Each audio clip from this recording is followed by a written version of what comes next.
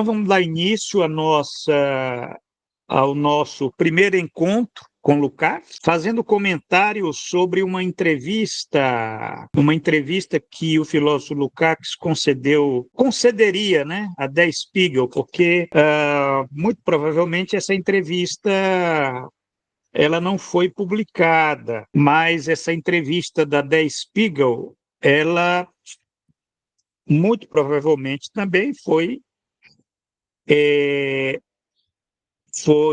concedida por volta de 1970. É uma entrevista muito densa. Lukács é um filósofo denso, no aspecto de que as respostas elas remetem a questões teórico-metodológicas fundamentais. Ele está elaborando nessa época as bases ontológicas, né, do ser social.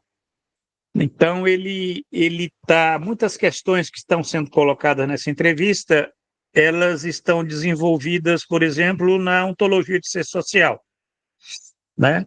É uma entrevista que foi concedida, então, por volta de 1970. O filósofo faleceria em 1971.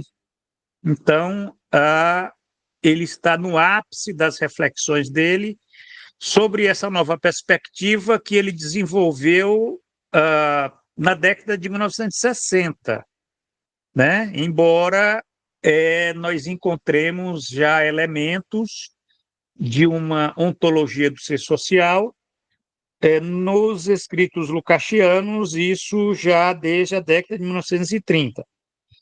Mas foi a partir da estética que Lukács viu a necessidade de uma ontologia do ser social para que ele pudesse elaborar aquilo que ele considerava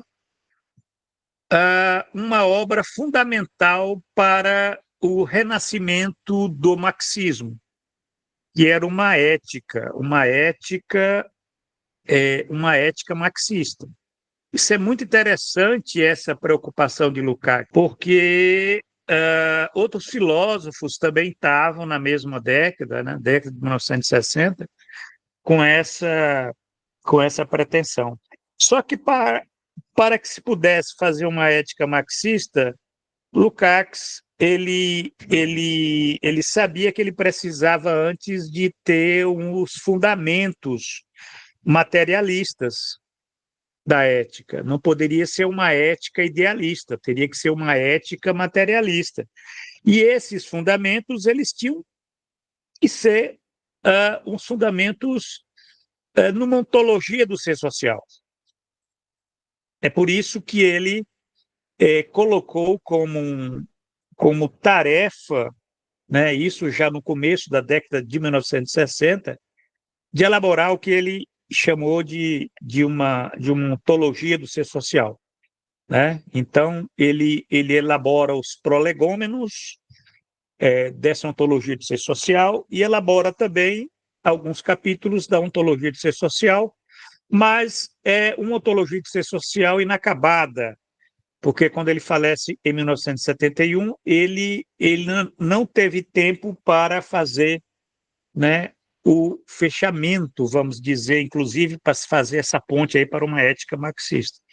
Então, quer dizer, mais uma vez, né, o marxismo se vê diante dessa situação trágica, quer dizer, de ter um autor genial com uma obra inacabada, né? Isso já tinha acontecido com Marx, né? O próprio Karl Marx também, ele falece, deixa uma obra inacabada, e isso, evidentemente, aconteceu com outros marxistas, né? Com outros marxistas, Lenin, Gramsci, se nós for falar no século XX, né? Então, esse inacabamento.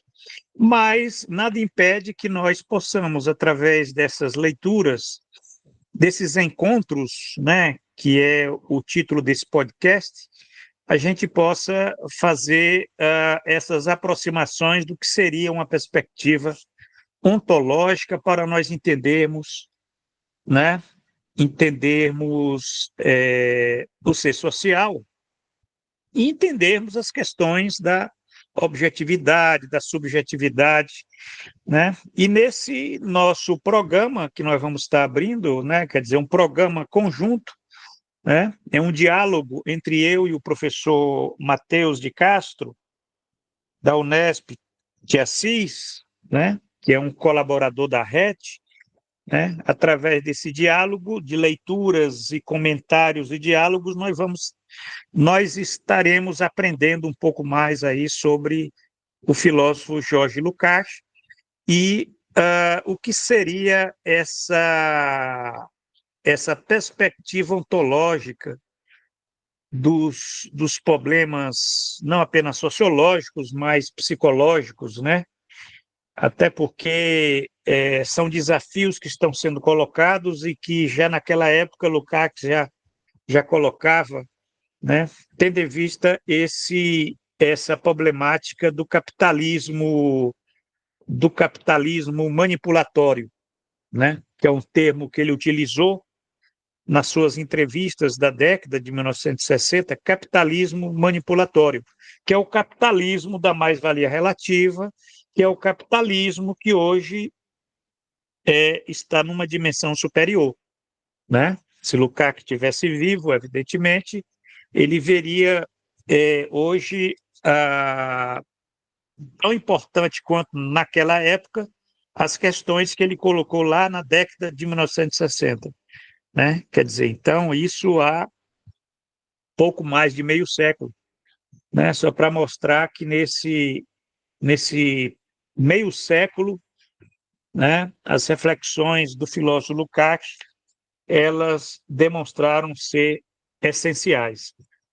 Então é isso, né, Matheus? Vamos começar aqui a nossa leitura, né? Você faz a leitura, a gente comenta. Vamos começar o nosso programa com essa entrevista Vamos lá. concedida pelo filósofo Lukács. Vamos lá.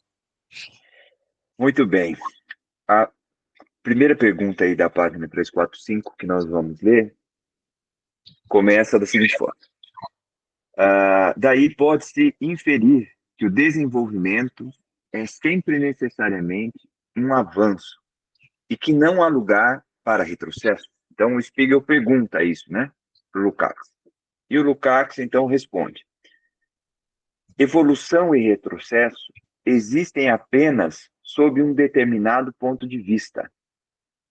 Se uma espécie de vida pode ou não vingar por meio de uma adaptação biológica, isso configura ou não um progresso, apenas sob o ponto de vista desta espécie. Mas penso que o desenvolvimento global não tem nada a ver com isso. Ele segue irreversivelmente, em última instância, de forma causal.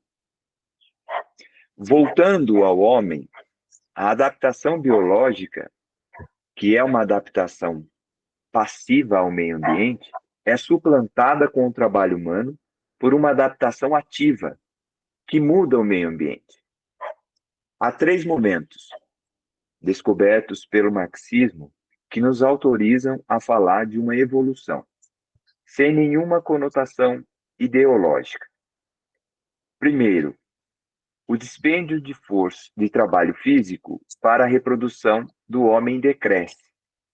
Hoje, um trabalhador produz 50 ou 100 vezes mais daquilo que seria necessário para a reprodução de sua vida física.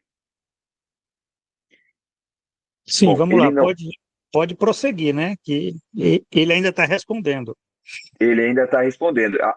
O Spiegel, o representante, né, o jornalista, faz uma interrupção aqui, né, e pergunta a ele, e com esforço cada vez menor, né, e não pergunta, faz um comentário, né, e com esforço, quer dizer, produz mais e com esforço cada vez menor. E o Lukács, então, vai continuar a resposta. O segundo ponto é o que Marx chamou de recuo das barreiras naturais. Isso quer dizer que, por meio do trabalho, um ser originariamente biológico se converte em um ser humano.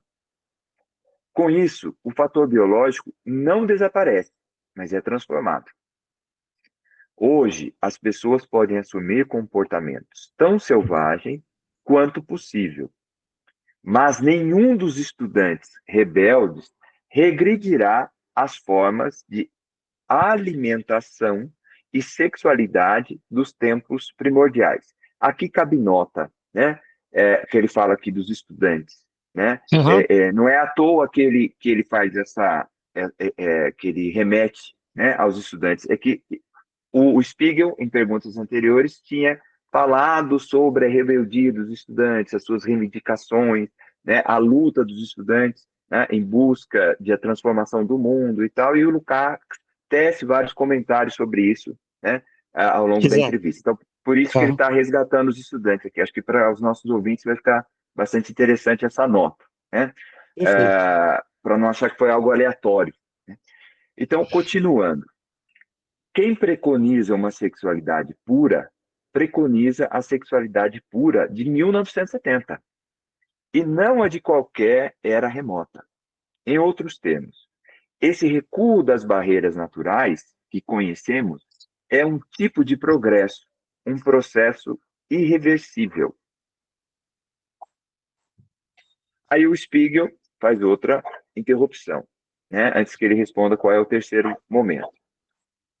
E o Spiegel pergunta: na opinião do senhor, o que Engels chamou de amor sexual entre os indivíduos, e que viu como grande conquista civilizatória, não sofrerá mais nenhum recuo?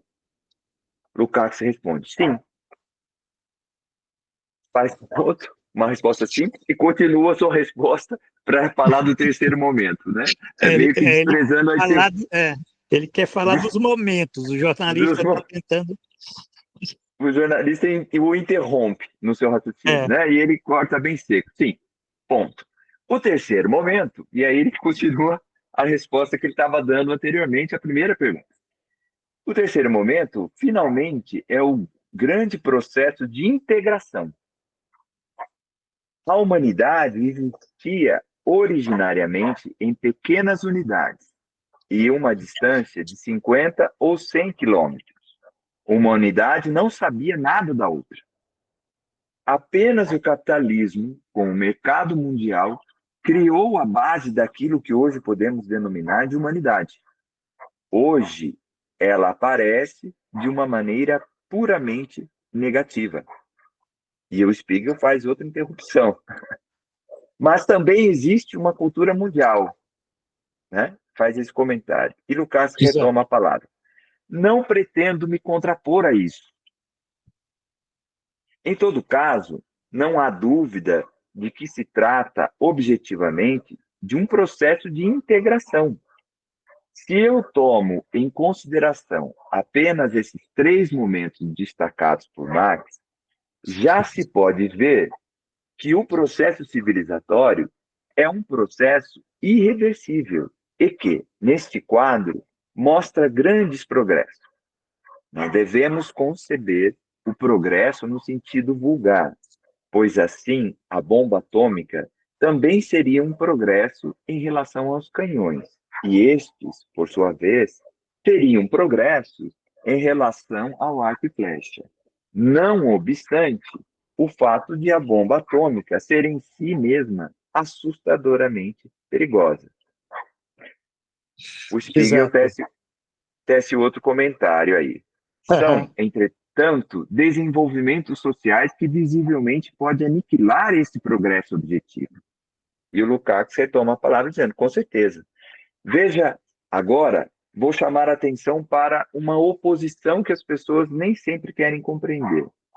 A oposição entre o modo de consideração causal e o teleológico. E aí a questão, uma das questões fundamentais da teoria do Lukács, né? Ele acaba explicitando nessa entrevista que vai Exato. mostrar para a gente toda a dialética da ação humana, enfim, da prática, da praxis humana, que Exato. estaria aí, vamos dizer assim, na base daquilo que ele procurava construir e pensar da sua futura ética, que ele, como Giovanni falou anteriormente, ele não chegou a escrever, né? Infelizmente. Exato. Afirmo com o marxismo que uma teleologia, portanto, uma determinação que parte sobretudo de uma finalidade, não existe nem na natureza inorgânica, nem na orgânica.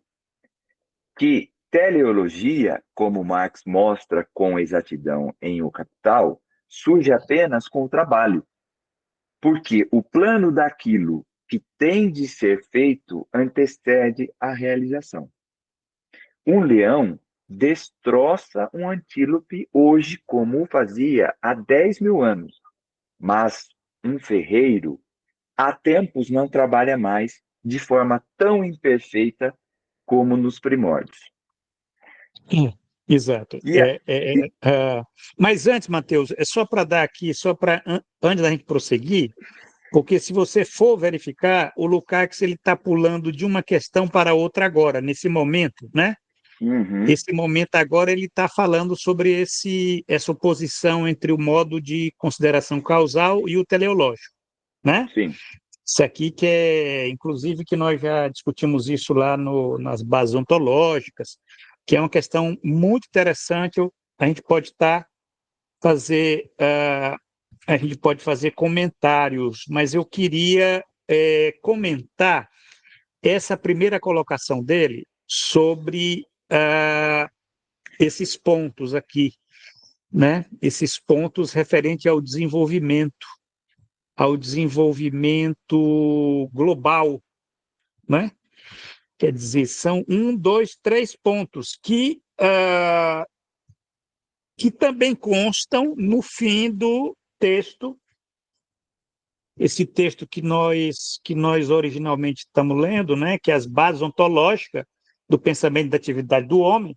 Se você for verificar, esses três pontos eles constam lá no tópico, lá no último tópico desse texto, né? É muito interessante, é muito provável que Lukács está dando essa entrevista entre a elaboração desse texto e o falecimento dele, que é por volta de 1970. E essa questão do desenvolvimento global, né, é uma questão fundamental, né, é uma questão fundamental para a ontologia do ser social, né? É a questão de uma evolução, né, de um processo civilizatório. Olha só, algo que hoje não se fala mais nisso, não se fala mais nisso em processo civilizatório, né? Porque tem uma conotação, que alguns têm uma conotação ideológica, né? Mas ele diz, ó, sem nenhuma conotação ideológica, porque ele está tratando isso numa perspectiva ontológica. E esses três pontos aqui é interessante, ó, só destacando isso, para a gente depois prosseguir naquela outra abordagem básica que ele faz sobre a questão da causalidade e teleologia, da praxis, da ação humana, como se falou aí, né? Mas quais são esses três pontos do processo civilizatório, né?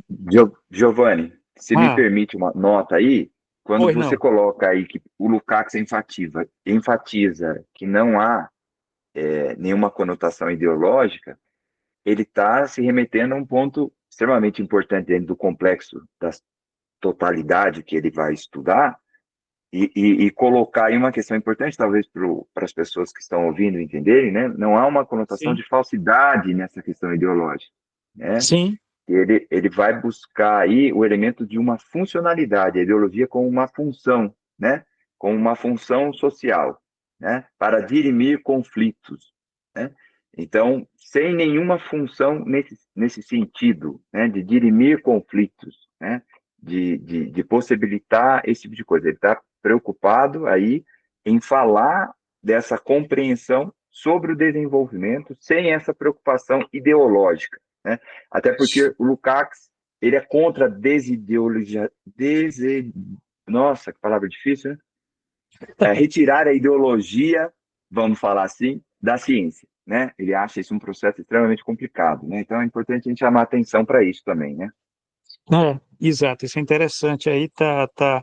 Agora, bom, eu leio o Lukács aí há mais de 30 anos e essa e essa perspectiva, né, essa perspectiva ontológica, que tem muito a ver com essa dimensão aí do desenvolvimento do desenvolvimento causal, né? Ele até diz aqui que quando se fala em desenvolvimento global, né? O desenvolvimento global ele não tem nada a ver com um ponto de vista específico, né?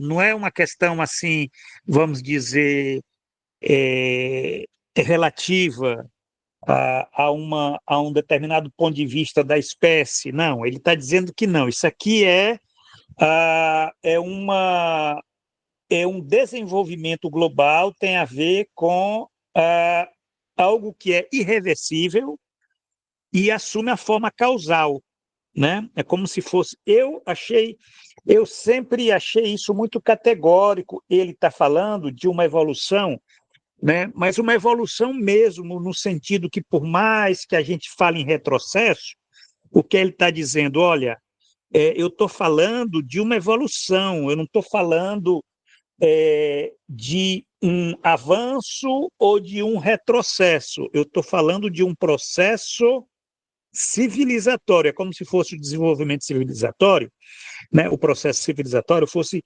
irreversível. É isso que ele está dizendo. Quer dizer, são processos que não dá para voltar atrás. Não tem como se abolir esses processos. Você pensar, por exemplo, numa reversão disso. Então, isso é muito lucasiano, essa ideia, né? A gente pode até discutir aqui, né? Esses 3 pontos, quer dizer, são 3 pontos que, segundo ele deve ter descoberto isso nas reflexões dele, porque ele fala nessa entrevista, ele fala no esboço lá da base ontológica, ele está elaborando isso na ontologia do ser social, né? O primeiro ponto é a questão do desenvolvimento da produtividade do trabalho, né? Quer dizer, quando ele fala aqui do dispêndio de trabalho físico para a reprodução do homem decresce, né? Quer dizer, é algo que de forma irreversível está ocorrendo, né? Quer dizer, você dedica cada vez menos tempo para a produção, né? Para a produção, para a reprodução da sua vida física, né? Isso é o desenvolvimento da produtividade do trabalho. Isso aí evidentemente, isso é indiscutível, né? Indiscutível, né? Quer dizer, o homem hoje no 2024 ele gasta muito menos tempo do que, por exemplo, há 100 anos para produzir aquilo que é necessário para a reprodução da vida dele, né? Então, esse é um ponto 1. O ponto 2 é a questão do recuo das barreiras naturais. Eu sempre utilizo esse ponto para dizer, olha, isso é um processo civilizatório. Segundo Lukács, processo civilizatório é recuo das barreiras naturais, mas não é só isso. Quer dizer, envolve esse primeiro ponto, envolve esse segundo ponto. O que quer dizer esse recuo das barreiras naturais? Né? Significando, olha só, é recuo das barreiras naturais, não é abolição das barreiras naturais. Significa que as barreiras naturais elas sempre vão estar conosco, né? Mas elas vão cada vez se recuando. Por quê? Porque as pessoas elas estão assumindo cada vez mais comportamentos sociais, né? Quer dizer, comportamentos que não são ligados à natureza, vamos dizer, da espécie, mas são produto do ser social, né? Da vida social, né? Quer dizer, é a questão da humanização, né? Do devir humano dos homens, né? Quer dizer, esse recuo das barreiras naturais, que tem esse sentido aí no tocante a comportamentos, ele fala até dos estudantes, você fez referência aqui, é importante que se diga que no final da década de 1960, os estudantes eles estavam na vanguarda da contestação social. Então, você teve maio de 68, você teve, inclusive, alguns autores achavam que era realmente ali, você tinha uma categoria revolucionária, porque o movimento estudantil era, de fato, um movimento de contestação revolucionária nos vários países. E era a época da contracultura, então havia uma contestação aí sobre, inclusive, as formas de alimentação e de sexualidade, mas o que o Lukács está dizendo é que esse processo, esse recuo, ele é irreversível, né? Ele é irreversível. Isso aí é um ponto importante que a gente tem que estar pensando das implicações disso nos vários aspectos, né? Como essas barreiras naturais elas vão recuando, né? Então, por mais que a gente ache que você tem né, você começa a perceber formas animalescas na sociedade por conta do estranhamento, né, principalmente nessa época aqui do sociometabolismo na barbárie, né, mas não dá para achar que são animais, né?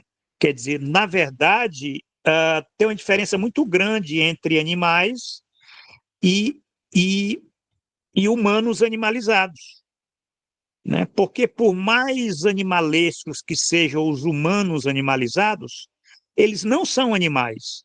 E essa desumanização, que assume a forma animalesca, ela é um produto social.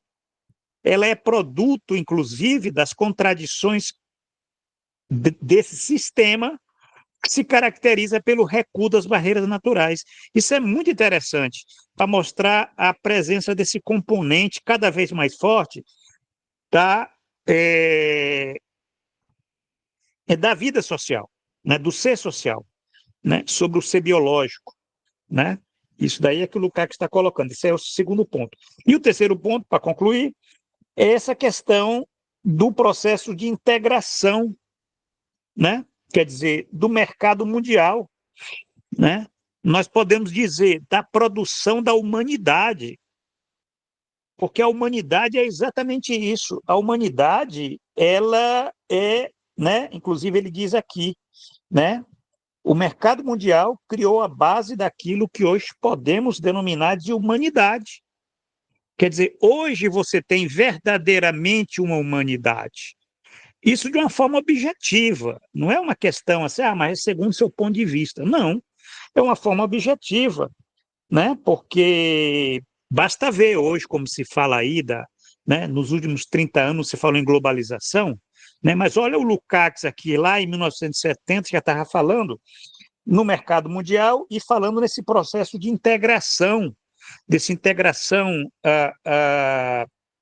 dos países, dos continentes, né? E hoje a gente vê isso de uma forma irreversível, né? Porque é irreversível. Não dá para imaginar que a gente possa voltar, por exemplo, ao começo do século XX, né? Há 50 anos, né? Então, a questão é discutir, né? Mais uma vez, esses três pontos aqui, cada um desses pontos daria uma discussão muito, muito, muito profunda, mas discutir, por exemplo, esse processo de integração tem impacto sobre várias coisas, né? Principalmente na questão da guerra, né? Quer dizer, não se pode mais pensar hoje uma guerra como se concebia a guerra, por exemplo, há 200 anos, há 300 anos, né? Não apenas pela questão da bomba atômica, né? Mas pela questão desse processo de integração, né? E esses três pontos, esses três processos são irreversíveis.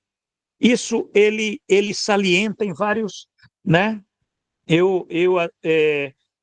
Quando eu li essa entrevista, eu abri assim, sem querer, abri a ontologia de ser social, lá a parte do estranhamento, e peguei um parágrafo exatamente que o Lukács estava falando nessa questão da irreversibilidade dos processos que têm fundo causal, né?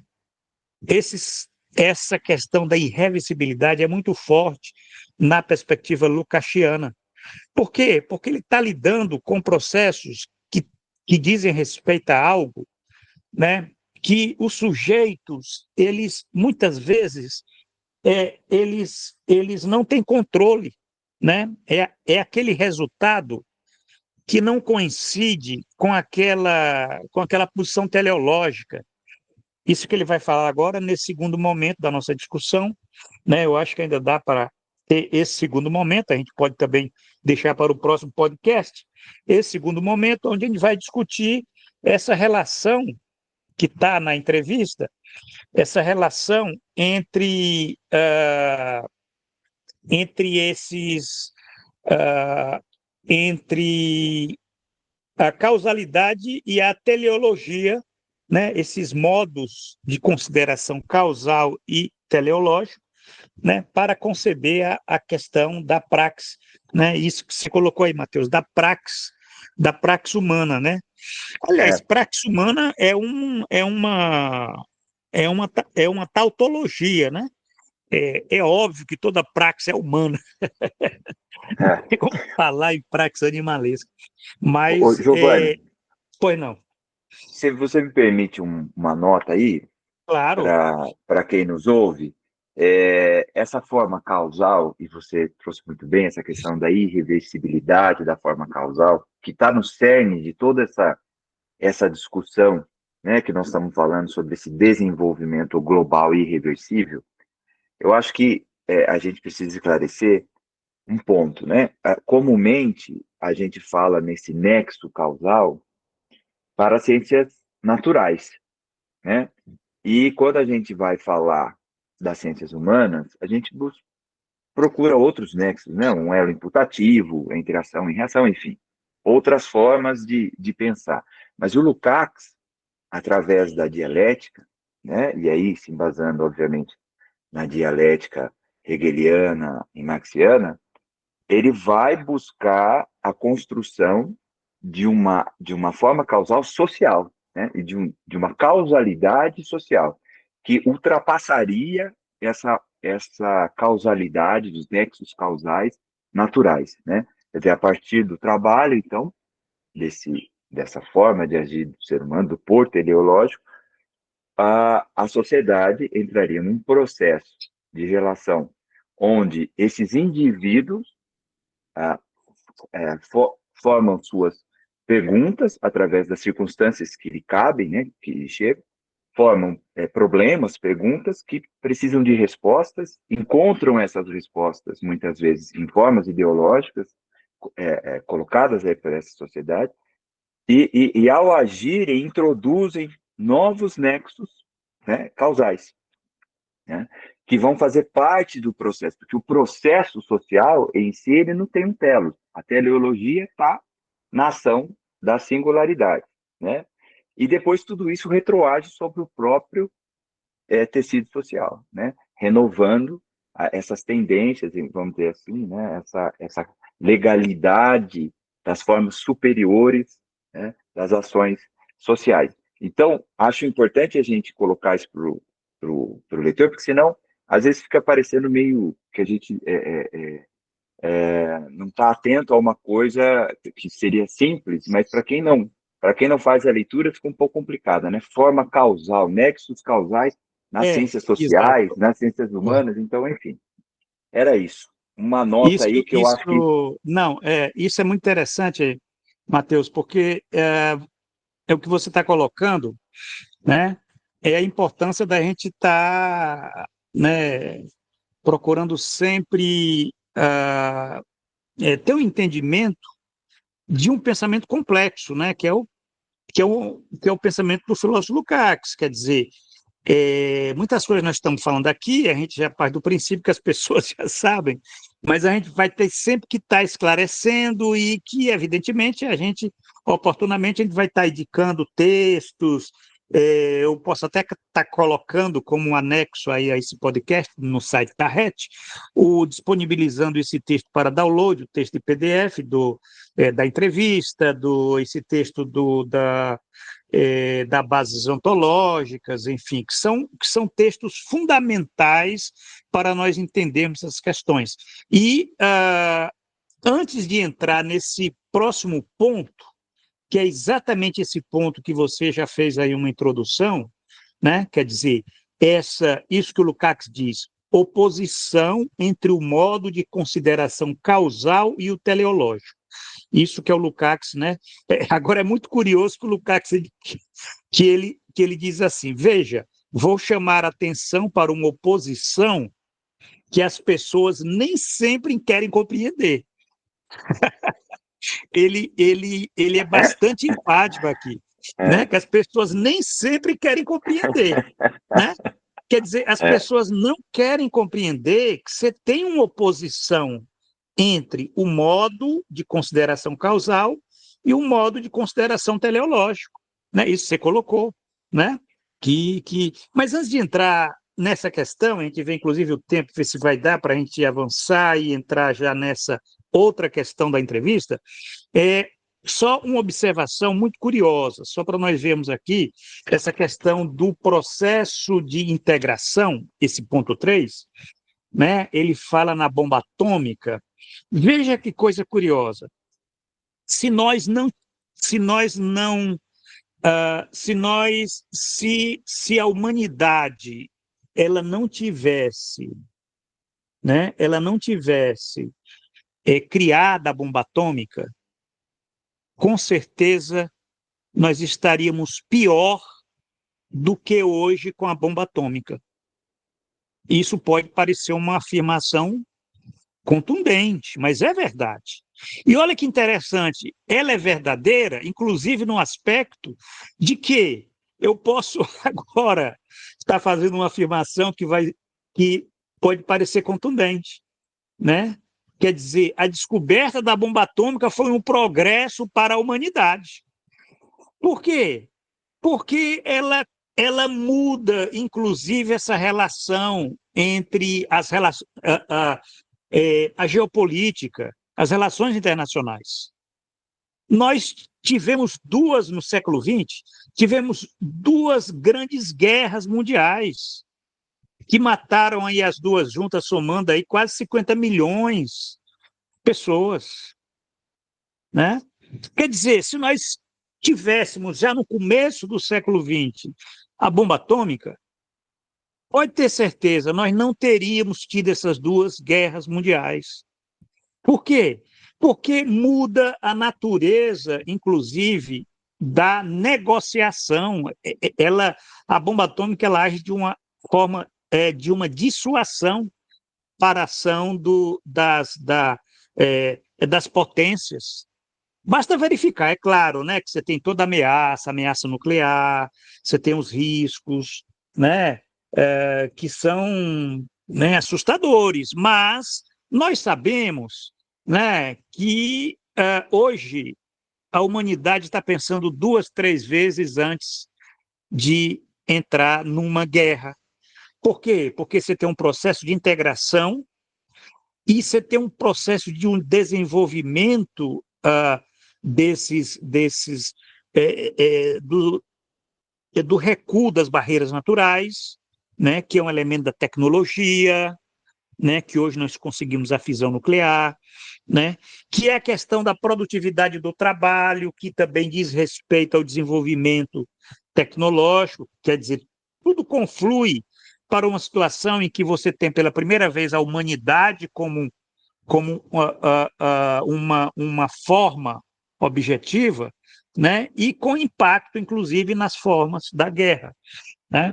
Então, isso eu estou colocando aqui só para a gente refletir, para a gente verificar que essa afirmação que o Lukács faz é uma afirmação que ela é comprovada por essa tese, né, essa hipótese que eu estou colocando aqui, né, mas não apenas, né, eu não estou falando isso de uma forma, vamos dizer, aleatória, né, mas tem analistas, especialistas que sabem, né, que um país que tem a bomba atômica, com respeito, ele é uma forma de dissuasão, né? É uma forma de dissuasão, né, que impede que, inclusive, né, quer dizer, se a Rússia não tivesse a bomba atômica, né, evidentemente os Estados Unidos já teriam invadido, né?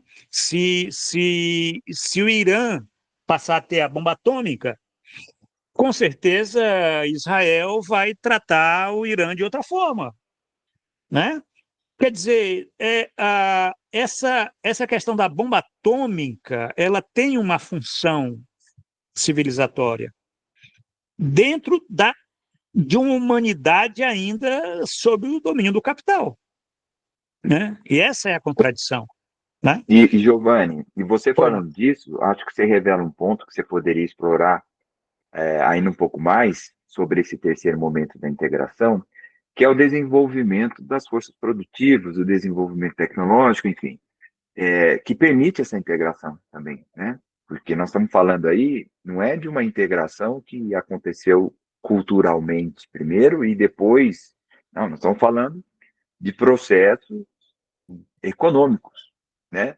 Processos de colonização, enfim, processos, né, de rotas marítimas inauguradas, enfim, uma série de elementos, né, da base material que foram se configurando e permitiram essa integração, né? E que tem que ver com esse desenvolvimento das forças produtivas, enfim, e um de seus cumes aí, o desenvolvimento da bomba atômica, né?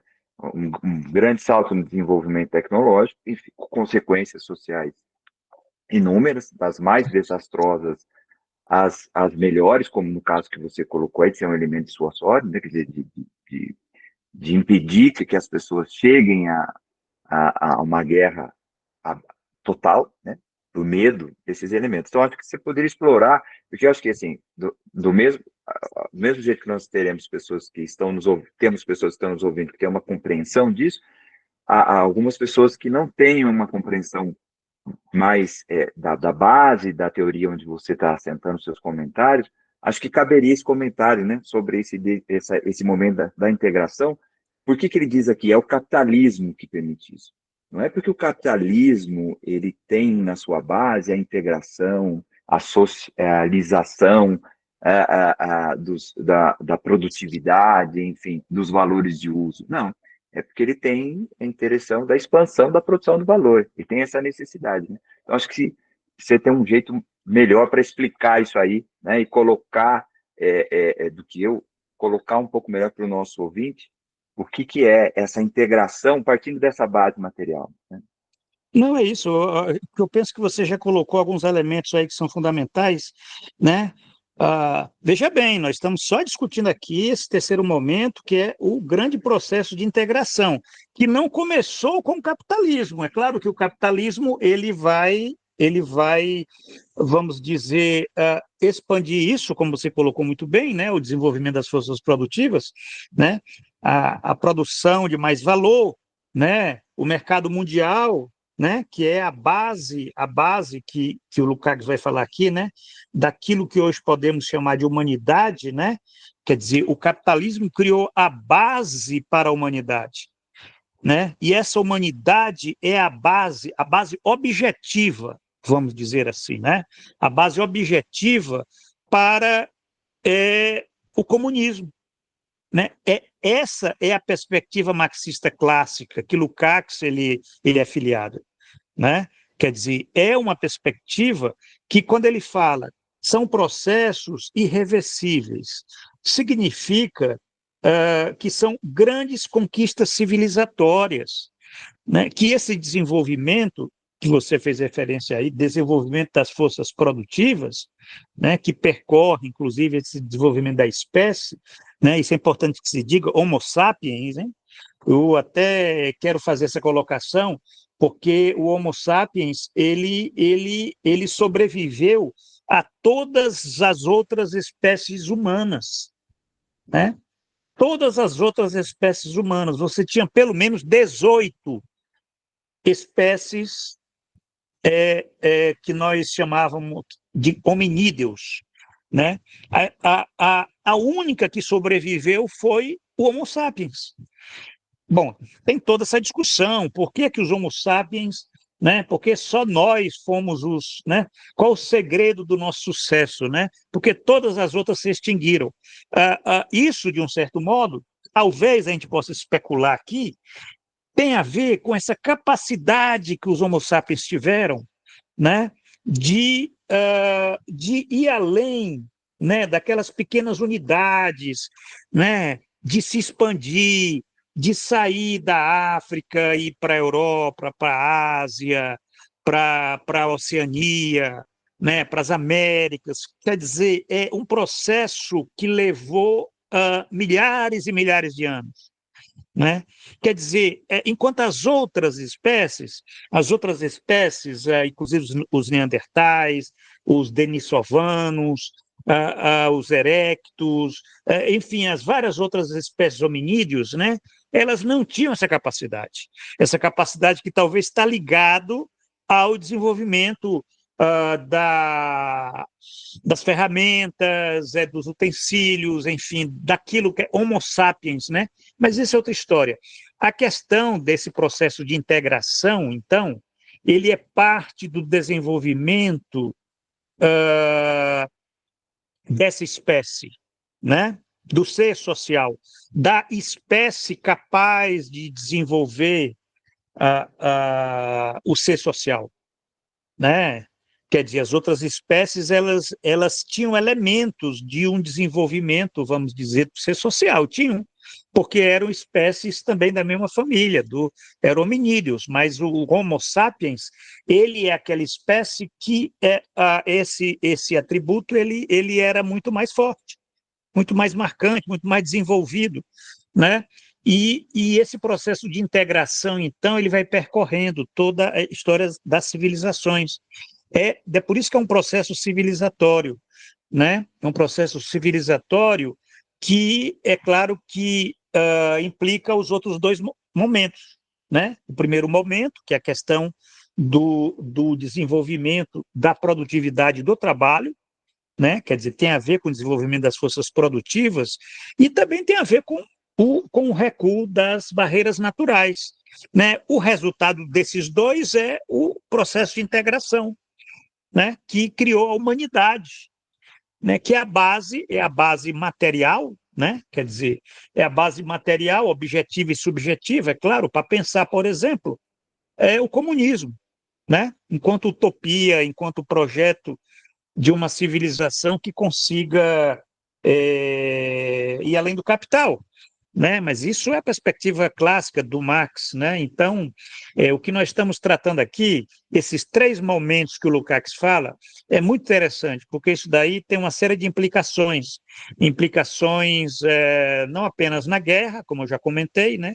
Mas também implicações na sociabilidade, nas formas de relações sociais, mesmo sob o capital, né? Na própria questão psicológica, se a gente for pensar, já que a gente está aqui, né, o professor Matheus aí é da área da psicologia social, né, sempre é bom a gente fazer esses cruzamentos entre a ontologia do ser social, né, e uma psicologia social de fundo ontológico, né, que para como isso tem, é clara, implicação, né, não é algo que a gente possa dizer que a gente possa deixar isso gratuitamente, não, isso aí tem uma série de implicações teóricas que, desde que o Lukács falou isso, há pouco mais de meio século, né, é muito importante e só se confirma, né? Só se confirma esse aspecto, né, que o Lukács ele levantou lá na década de 1960,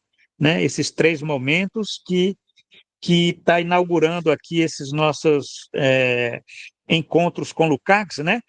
Que a gente, depois, no próximo encontro com o Lukács, Matheus, aí a gente pode prosseguir a leitura da entrevista e discutir, né, essa questão, né, essa oposição que as pessoas nem sempre querem compreender, a oposição entre o modo de consideração causal e o teleológico, né? O que você acha? Acho ótimo. Acho que a gente pode ir se despedindo dos nossos ouvintes aí, né, Giovanni? Finalizando os nossos trabalhos, porque hoje já foi bastante produtivo, acho que trouxemos muitos elementos para reflexão, né? Acho que é isso. Obrigado aí pela parceria e pelo tempo que a gente teve aqui junto. Com certeza. Então, até a próxima, a gente dá prosseguimento a isso. Gente, obrigado aí você também pela participação, esse diálogo, esses encontros com Lukács.